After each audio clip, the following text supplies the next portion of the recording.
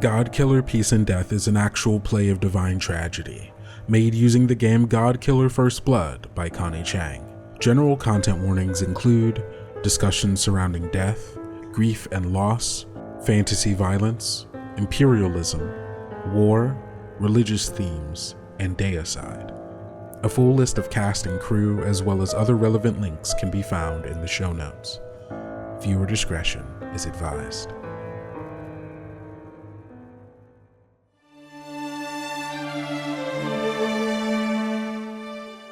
The armies of Adamus have not marched since the Great Devouring, since the gods who survived this bloody civil war came to an accord and signed their treaty.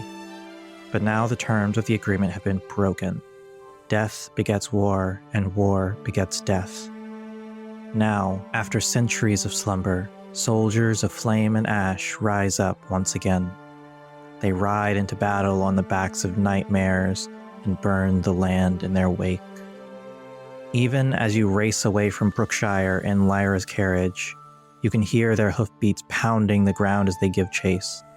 The tower guards have passing skill with their blades, but the shadows of war cut them down as if they are children playing with wooden sticks. Your mother leans on you, face contorted in pain. You hear the sucking of air through her teeth, see the sweat on her brow as she refuses to succumb. Have you learned to fear death yet, Orchid? I fear death for others. I see my mother writhing in pain. I am afraid of how much worse it could possibly get. I don't know if I have truly acknowledged or accepted it as a possibility for myself. Maybe it's best I don't think about it, especially with what seems to be on the horizon for me. But I fear it for others. I know that there are people all around this world finally succumbing to something that we thought was gone. It had been gone, and now is returning, and none of us are prepared. The carriage rattles and bounces on this rough country road. You can see through one of the windows there is a rider clad in Archaea's blue next to you, escorting you to safety. And then, in an instant, a spear of black flame flies through the air and pierces them. But they don't stop riding. Flames engulf their body as their eyes burn from within. Their face contorts first into fear, then into pain, then into rage. As their horse chars black and its mane becomes fire and its whinny becomes a roar. As the flames of war overtake this guard, and they turn and look at you through the window of the carriage. Upon seeing this happen, I think my first instinct is, gosh, what do I do? Is this an open-topped carriage, or is this like a hooded one? It is closed in. Okay, gotcha. There are two seats facing each other, and there is a door with a window on either side. But it is like a little cabin, basically. Okay. What do I do from in here? You will need to decide quickly, because this flaming soldier is now taking the spear that impaled him and pulling it out from his chest. At this point, I have recognized that there is something new inside of me, something strange and powerful that feels reminiscent to that of Tritus, something imparted to me. And I think, remembering back to my incident with Tritus, I'm going to try to wield this power.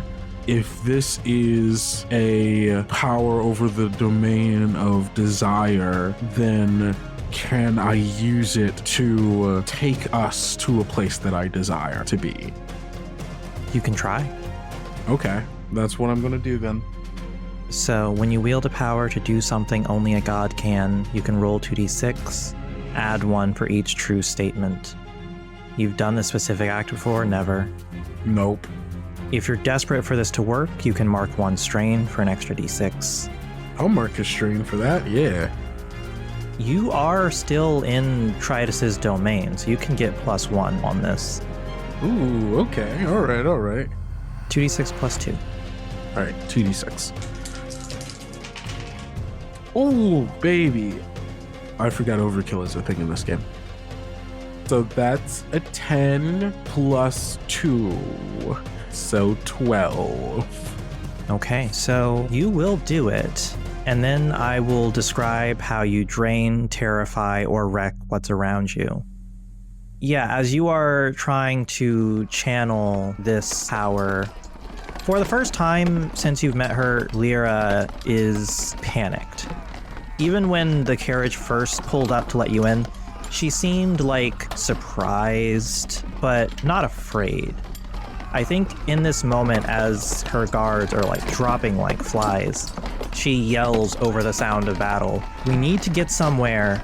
This is Tritus's domain, but Tritus is dead. So Adamus has pretty much free reign of the place now that there's no god to protect it. We need to get somewhere still under a god's protection."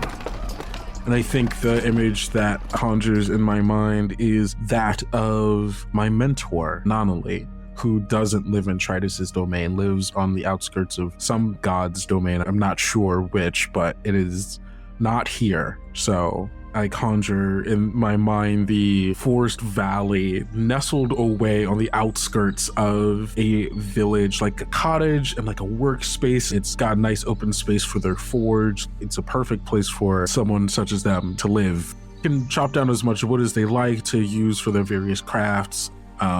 Is more importantly not here. You think about how badly you want to be away from here, and not only that, how badly you want to be somewhere familiar, somewhere safe. You've only ever been to Nanalie's workshop twice, maybe 3 times, but it is comfort, it is safety, it is a way. And in a blink, you no longer feel the rattling of the road beneath the carriage. You no longer hear the sounds of battle and bloodshed. As the soldier next to you is drawing back the spear to throw it through the window of the carriage, suddenly you don't see them anymore. You see open blue sky, and then you're falling. You can hold onto the handles, hold onto the seats. You're not falling for long.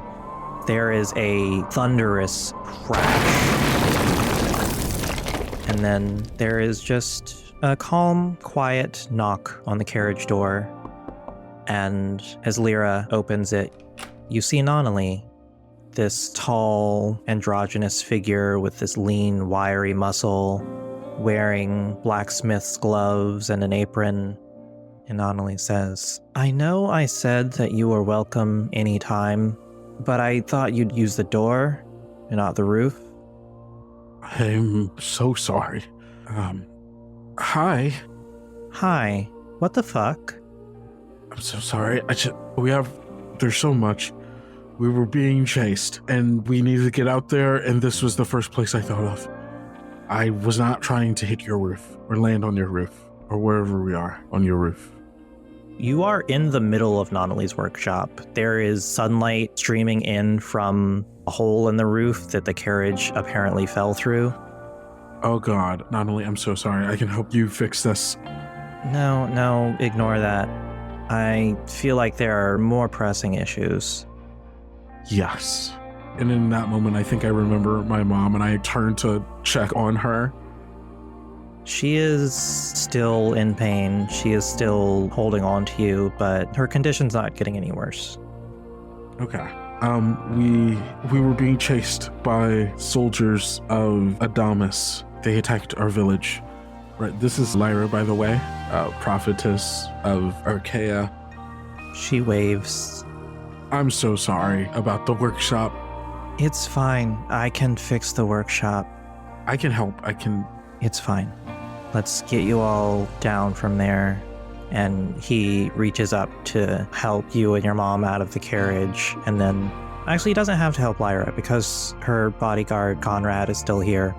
It looks like the horses got left behind, so it is just the 4 of you. Oh, tragic.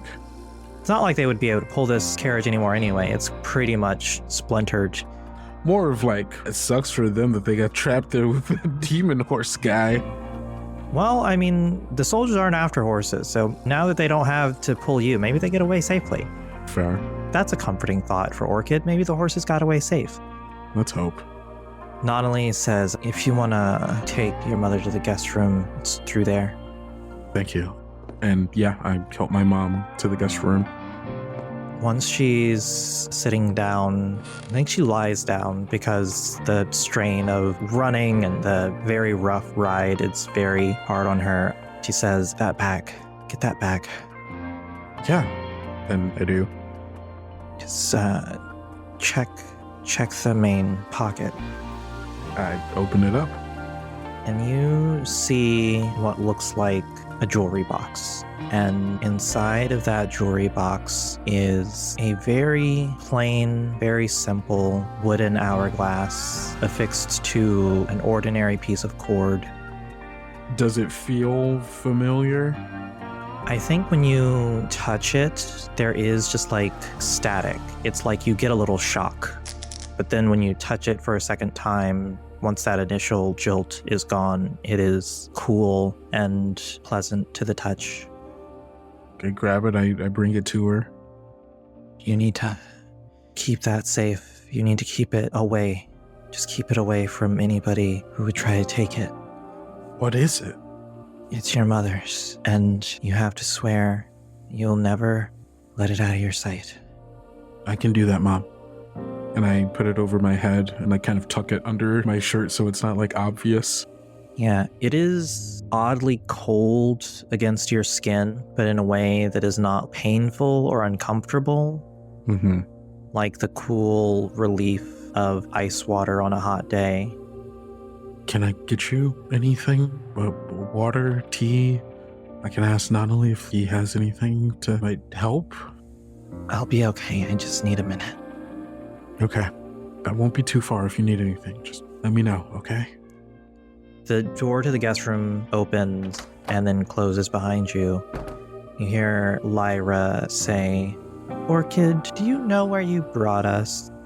Yeah, this is my friend Nanalie's workshop. Home.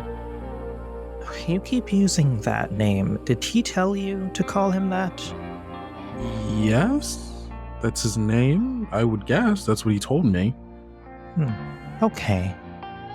Orchid, we're in the artist's workshop. Is that a name I'm familiar with? You can roll to recognize the signs of a god. Okay. I am in or near their domain. Yes. Am I familiar with their gospel? Relatively, yeah. Yeah, because they are my mentor, so okay. Would it be bad if I didn't know? It wouldn't be that serious if you didn't know. Okay. So +2. That is a 4 and a 5. That's a 9 + 2 is 11. Why can't these dice roll this high for literally anything else? The artist, also known as the god of crafts and construction, is an enigmatic god. Not because they are intentionally cryptic the way that Archaea is, but because they just don't really care that much about temples or worship. They don't really tell people to do any particular thing for them. Honestly, a lot of people aren't even sure the artist is a god. There are rumors, there's speculation that maybe the artist is just like a folk legend that people came up with some years ago. But those who live in the artist's domain receive the same protections as anybody who lives under a god. The same way that Adamus could never encroach on you when Tritus was alive. Living near the artist's holy places does offer similar protection. Okay. So here's the thing. On an 11, you do realize your divinity is trespassing. When you killed Tritus and when you unleashed your divinity, you broke through space. You warped perspective and scale in a way that should not have been possible. And in channeling Tritus's power, you have done it again. You have crashed your carriage into the domain of a god. not just a temple like Tritus's temple, into their home. And I don't think you understand what that means or what the implications of that are, but Lyra certainly seems to. Mm-hmm. The artist's workshop is a mythical place you shouldn't even be able to find unless you are invited. It is somewhere that only exists as long as the artist wills it to exist. And by the time you and Lyra make it back into the main room of the workshop, and you see that the hole in the ceiling is gone. Not repaired, but as if there was never any damage to begin with. Mm-hmm. You see the splintered, destroyed carriage is back on 4 wheels, and actually looks better than it looked the first time you got in it. Huh. I always did think that he was maybe a little too good at fixing things, I guess. Okay, so if not only is it God, then maybe he can help us, right? If he wanted to, I think that he could. I mean, if Adamus is going around, starting wars in other people's territories... Orchid, you started that war. How did I start? I didn't start anything. The gods have a treaty. They have a balance. Killing one of them violates it. I didn't even know I could do that. Also, I'm not a god, so what does it matter what I do?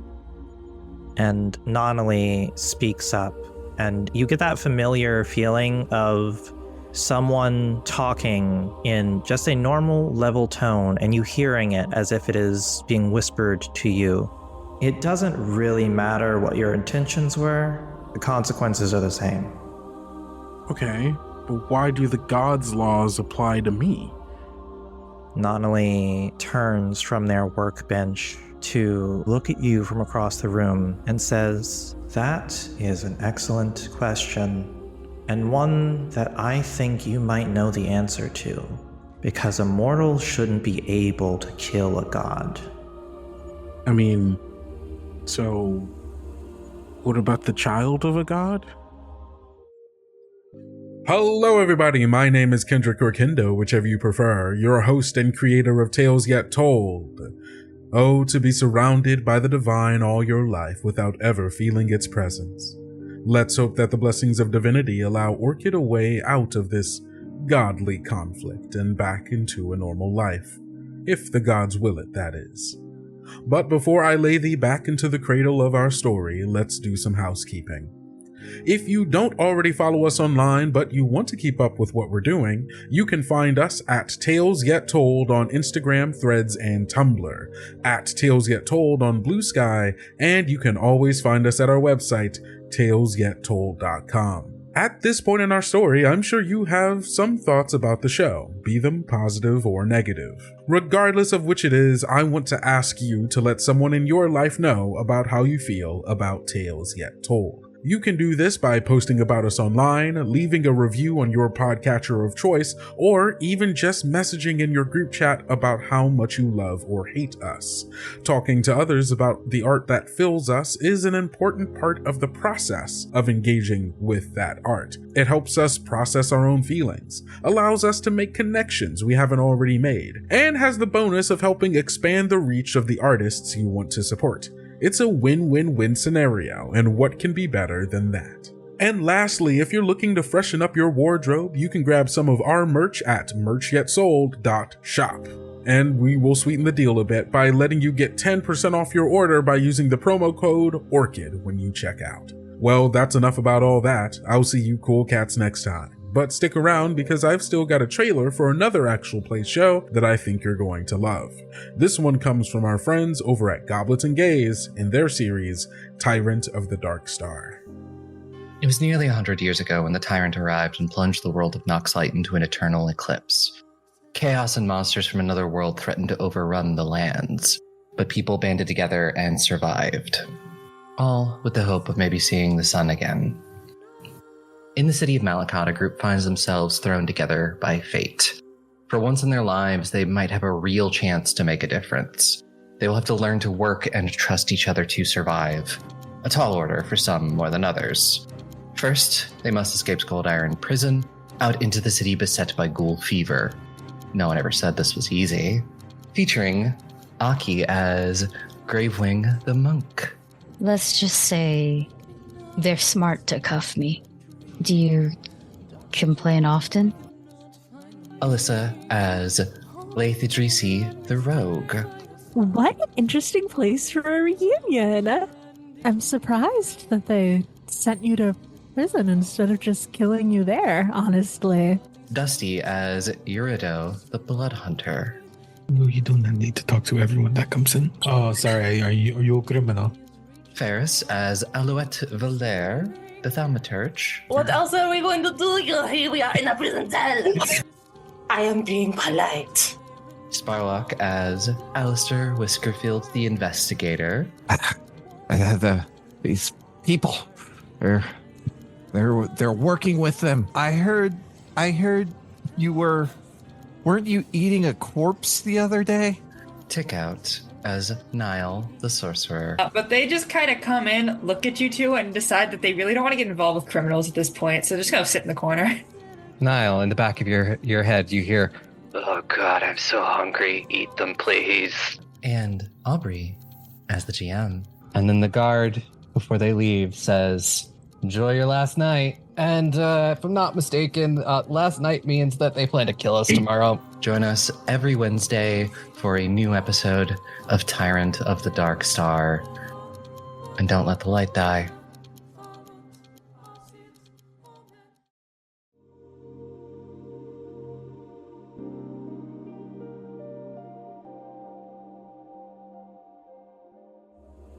What about the child of a god? Nanalie sort of nods slowly, as if all of the puzzle pieces are falling into place, as if everything is suddenly starting to make sense. I think my mom, or my other mom, was the goddess of death. And I think the disappearance of death from our world may have been caused partially because of me, or at least my existence. No, not because of you, but because your mother made a very irresponsible choice. You said she was the god of death. That's inaccurate. She is the god of death and of hope. And she has been derelict in her duties. So, where is she? I don't know. My mom said that she was taken, that he came and took her. I don't think my mom told me who it was, or I don't even know if she knew specifically who it was. Did she? I think she just said, that a man came, right? the man with a sword. Yeah. Some man with a sword tried to attack my mom, the one in the other room, and my godparent stopped them. But the man with the sword took her away. You're a smart girl, Orchid. Come on, context clues. Is there something I'm missing? Who's the guy with the sword? If your mother was a god, then who would be able to make her do anything but another god? Okay, so a god with a sword. Adamus? Most likely. There's no other god of conquest still living. Why would... What's the name she goes by now? Iris?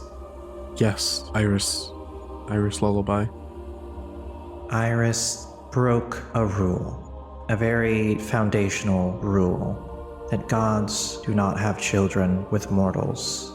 If Adamus discovered this fact, it would have been his responsibility to bring that information to us, and yet he chose to act alone in violence. I must assume motivated by some selfish greed.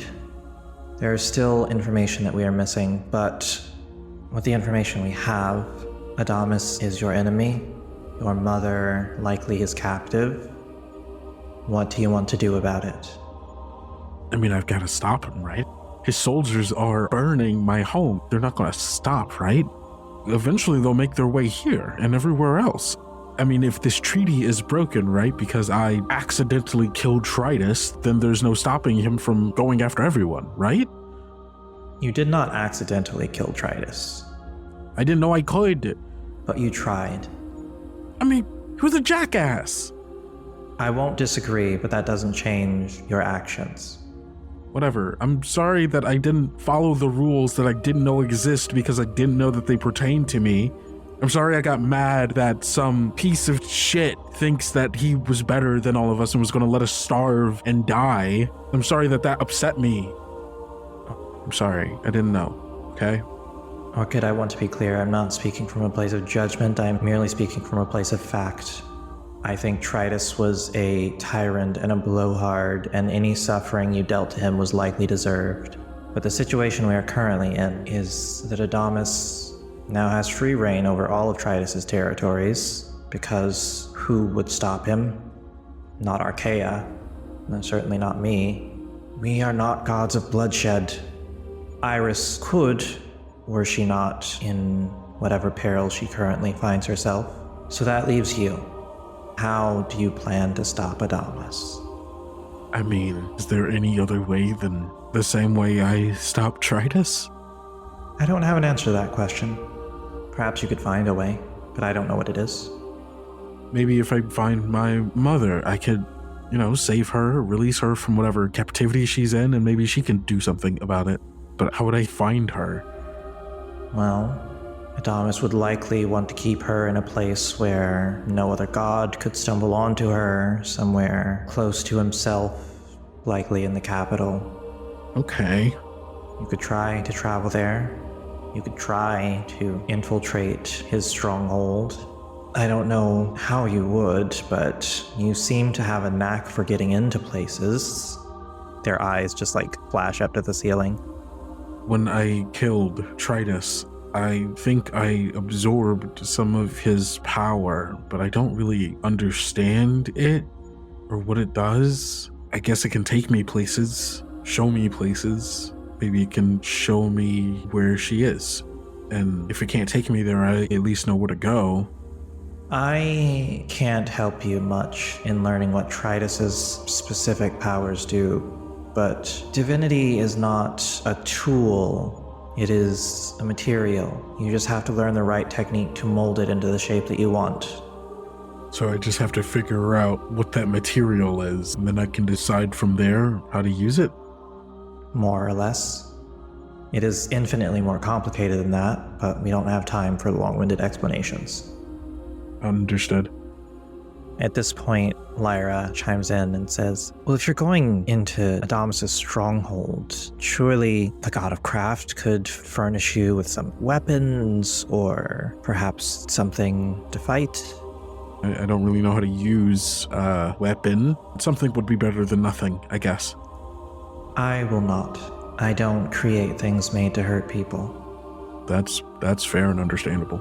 Do you know where I could get something, though? I suppose you could try finding your mother's weapon. She had a tendency to leave it around. This would be a good field test for your power. I guess what I did before, I just imagined.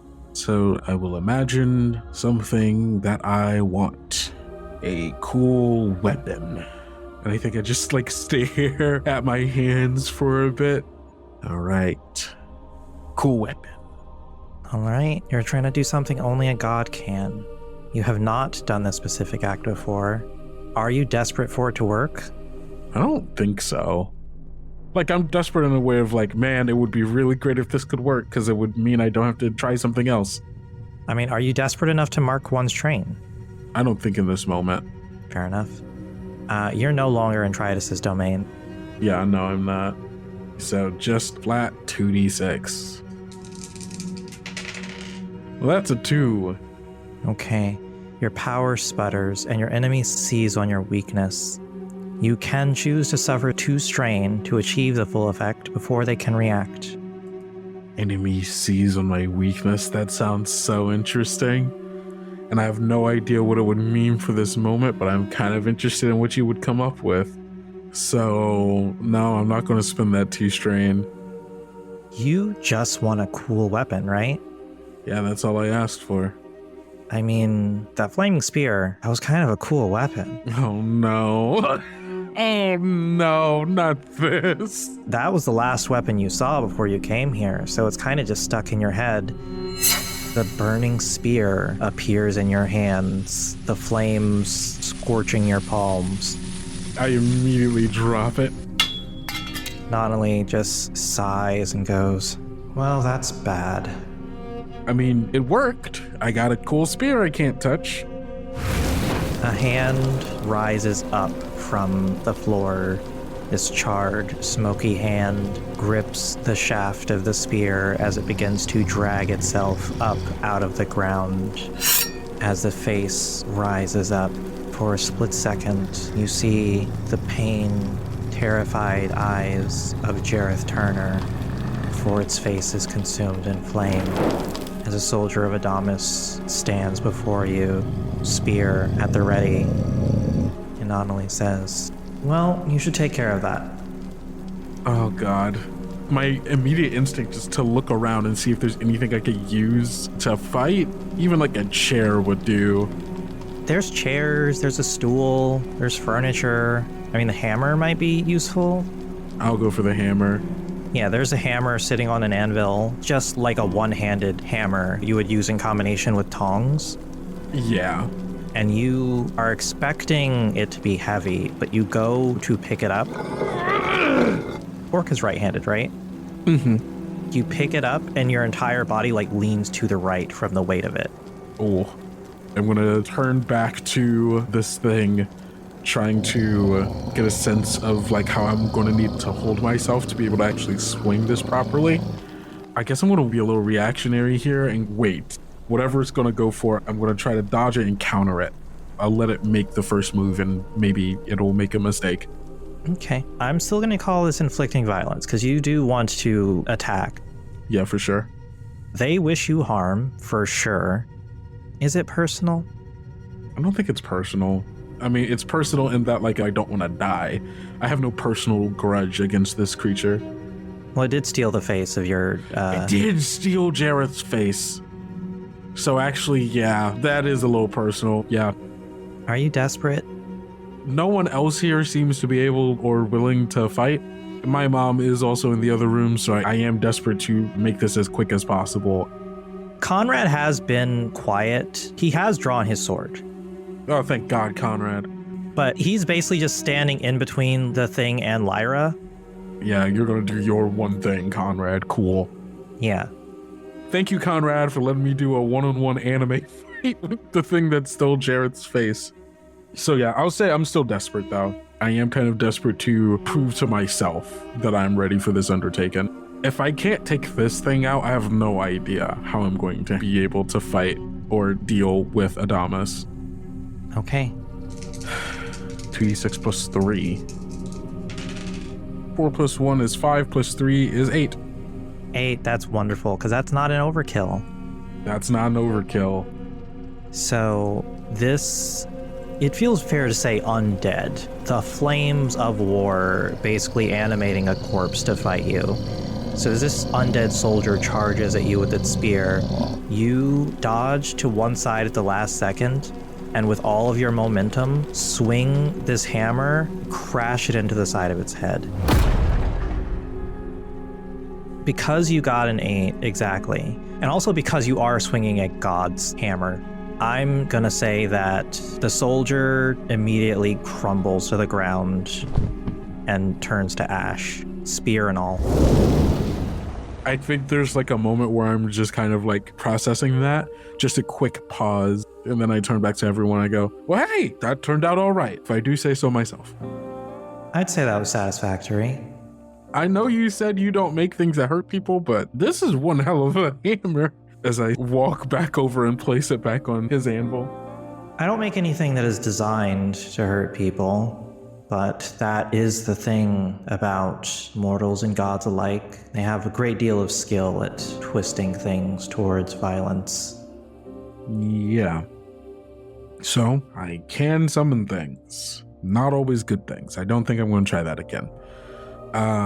Do you know any, like, weapon crafters? I mean, you are the artiste, god of craftsmanship. So, I mean, do you know a blacksmith? I know every blacksmith. Yeah, I'm sorry. I've only really just started like interacting knowingly with gods recently, so I'm sorry if there's supposed to be a certain candor or way that I'm supposed to be talking with you. I don't really have the patience for the pomp and circumstance, so this is fine. All right, that works with me. Is there a blacksmith or craftsman, weaponsmith, whatever, that would be able to make something able to kill a god? No. Fair enough. But just to defend yourself, I'm sure there will be no shortage of weapons for you to choose from in the city of Adamants, if that is your destination. It seems like the most likely place that he would take my mom. Nanalie walks over to one of the walls of the workshop and pushes his hand against it. And as they push, the entire wall swings out and up as if it's on hinges. And once the door is raised up, they whistle, and two metal horses essentially trot around to the opening and over to your carriage. You can't tell if they are like clockwork or if they are mechanical, but they are entirely made of metal from head to hoof. They're like this bronzy, almost like a shiny copper that like reflects sunlight. Wow. Thank you. They'll be able to take you faster than any living horses, so... It's amazing. I'm just a little bit of a loss for words. Thank you. I appreciate this so much. You've done honestly more than, you didn't have to do this, but I appreciate it. I do have to, because if Adamus is responsible for Iris going missing, then it is our responsibility to do something about it. Mm-hmm. So you will be helpful, Archaea. Nanalie is sort of just speaking at air when he says that. Okay. So, do you mind if my mother stays here for a while? Yes, she can stay until you return. Thank you. I appreciate it. I just don't think she would last the journey. It seems her injuries are getting worse. I mean, if it is who we think it is who attacked her, and that being Adamus, the god of war and conquest and peace or whatever, you know, it makes sense why it never healed, I guess.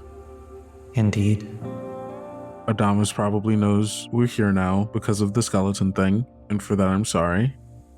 It's fine. He won't attack directly. Not yet. I'm gonna check in on my mom one last time before I head off. You go back into the guest room. What do you want to say?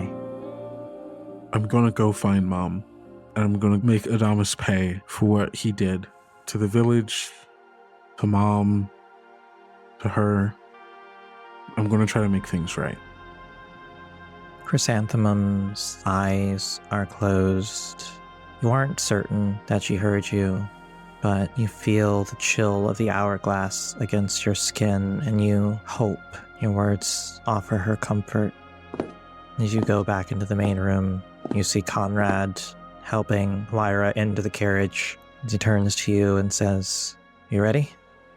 I'm ready. This might be a one-way trip. Well, you know, before a couple of days ago, I never really thought about the possibility of dying. I'm not going to start now.